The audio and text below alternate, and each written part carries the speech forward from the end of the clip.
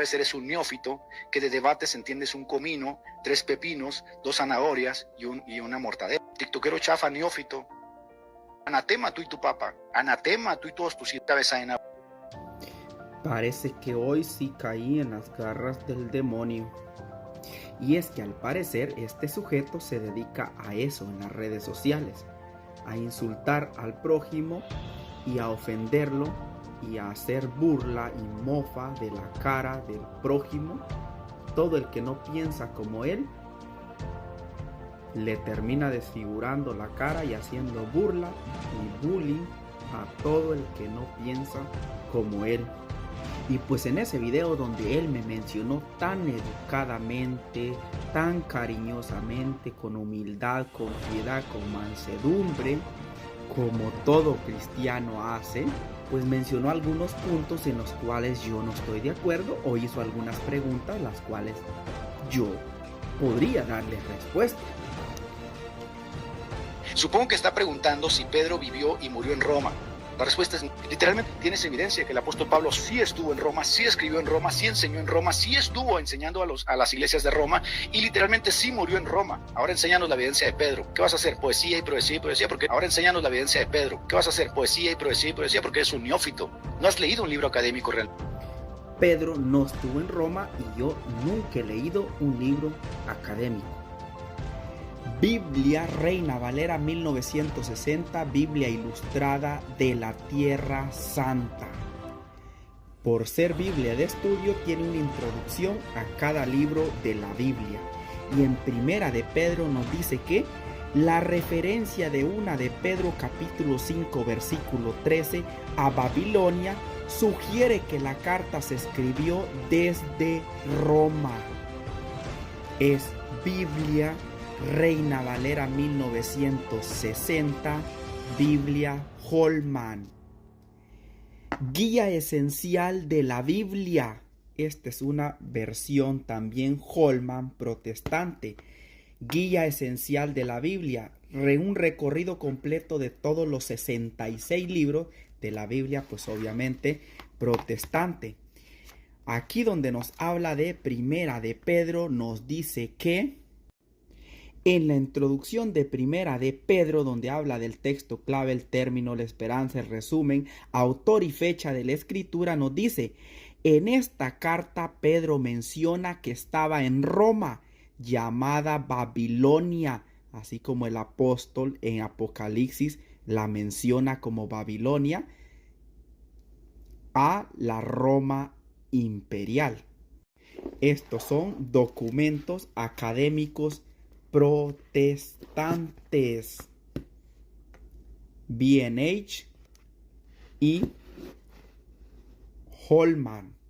Y cada Biblia de estudio que yo tengo aquí, que por cierto son como unas 24 Biblias de estudio que tengo, todas en introducción a la primera carta de Pedro, sugieren y aseguran que cuando Pedro dice que escribe desde Babilonia, está refiriéndose que escribe desde Roma. Espíritu Santo es el que viene y representa a la iglesia. Nosotros no tenemos la necesidad de que un hombre nos represente. Biblia Reina Valera 1960. Segunda de Corintios 5:20. Así que, dice Pablo, somos embajadores en nombre de Cristo. Supongo que no sabes lo que significa la palabra embajadores. Diccionario para los ofensivos de la Real Academia Española. Nos vamos a buscar la palabra embajador. Y nos dice que un embajador o embajadora es una persona con el mayor rango en el servicio diplomático que representa ante otros estados el estado que lo nombra. O sea que se considera representativo de ellos. Embajador significa representante. Entonces aquí Pablo está diciendo que son representantes de Cristo. Que es como si Dios rogase por medio de hombres humanos como tú y como yo. O sea, un hombre, un ser humano, sí puede ser representante de Cristo aquí en la tierra. Ese cuentito de que Pedro y San Pedro tienen las llaves del cielo y que no deja entrar y que el rosario son puras barbaridades y odas que ustedes inventan. Que Pedro tiene las llaves del reino de los cielos es un invento. Biblia Reina Valera 1960. Mateo 16, 19, el 17. Entonces le respondió Jesús: bienaventurado eres Simón, hijo de Jonás. A ti te daré las llaves del reino de los cielos. Y todo lo que atares en la tierra será atado en los cielos, y todo lo que desatares en la tierra será desatado en los cielos. Jesucristo mismo le dio las llaves del reino de los cielos a Pedro. Ni modo que se las diera de adorno y que no las ocupara para nada. Si se las dio es por algo, es porque Pedro las va a usar. ¿Para qué se usan las llaves de las puertas de algún lugar? No es católico romano, porque los concilios, Adolfo, no eran católicos romanos. Esa es otra tontería que tienen en la cabecita muchos evangélicos, ¿De ¿no? qué siglo no eran católicos romanos? Ningún concilio fue católico romano, Adolfo. Pero más o menos de qué siglo, dime, porque tampoco, o sea, Ninguno. No existen los primeros 7 concilios, los primeros 4 que definieron la cristología no eran católicos romanos. Ningún concilio cristiano a través de la historia ha sido católico. Como que a este señor le hace falta estudiar los concilios de la iglesia cristiana a través de la historia de historiadores protestantes e historiadores católicos y ortodoxos. Como podrán ver, tengo más de 8 libros que hablan de los concilios de la iglesia. Incluso hay aquí protestantes, historiadores protestantes. Por ejemplo, aquí en este libro de los sacrosantos concilios generales y particulares, nos dice que según el ceremonial romano debe haber en la sala donde se celebra el concilio general un altar para hacer la misa, y sobre la mesa del altar las reliquias de algún santo. ¿Y cómo se sientan en la sala? El colegio de cardenales, los patriarcas, los primados, los arzobispos, los obispos, los abades, los generales de las órdenes religiosas, que obviamente solo existen en la Iglesia Católica, y los abades son los dirigentes o directores de los monasterios. ¿Qué iglesia protestante tiene monasterios o tiene órdenes religiosas? En este libro donde nos habla del diccionario portátil de los concilios, nos dice que el sexto concilio celebrado de la Iglesia, Concilio General, nos dice que estaba San Máximo, era abad del monasterio de Crisópolis, abad, o sea, dirigente de un monasterio. A su izquierda estaban los legados del Papa. Los legados del Papa fueron los primeros que hablaron. Esto fue en el sexto concilio ecuménico. En el quinto concilio ecuménico, lo primero que se trató fue lo de las turbaciones excitadas por muchos monjes sobre los errores atribuidos a Orígenes. Turbaciones excitadas por muchos monjes cuando el protestantismo ha tenido monjes. En el séptimo concilio ecuménico se estaba condenando a los iconoclastas, y los que se arrepintieron leyeron una carta donde decían que ya iban a generar, dice que en la que se protestaba recibir con todo género de honor las reliquias de las santas imágenes de Jesucristo, de la Santa Virgen y de los santos, y decía anatema a los iconoclastas.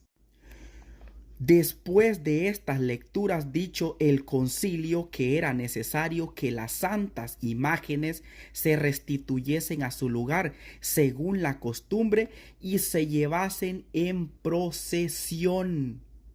Esto fue en la cuarta sesión del séptimo concilio ecuménico. Se defendió que Dios hacía milagros a través de las imágenes. Los legados del Papa declararon que la aprobaban. Entre otros, se leyó un pasaje de los Actos de San Máximo, donde se dice que él y los obispos monotelitas que le habían venido a buscar se pusieron de rodillas delante de los evangelios, de la cruz y las imágenes de Jesucristo y de la Santa Virgen. Las saludaron y las tocaron con la mano para confirmar sus promesas. Y podría seguir todo el día y toda la noche leyéndote estos 8 libros sobre los concilios ecuménicos de la Iglesia que ustedes los protestantes históricos dicen aceptar. Y créeme que ustedes no aceptarían todas las actas y todas las sesiones que se escribieron en estos 7 concilios, porque no eran concilios protestantes. Por ejemplo, en este libro de los 7 concilios ecuménicos de la Iglesia que aún no se dividía, de un autor protestante, es curioso ver que en cada concilio, desde el primero de Nicea del año 325, se menciona al emperador que estaba en turno y al Papa Silvestre que estaba en turno. Y así en cada concilio, el segundo concilio ecuménico de Constantinopla, 381, el emperador Teodosio en turno y el Papa Dámasos en turno. Así podemos llegar hasta el concilio número 7 del año 787, el emperador Constantino VI y Irene y el Papa Adrián en turno.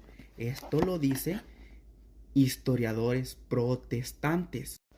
Y mira, en la sesión 1, tomo 6 del séptimo concilio ecuménico, dice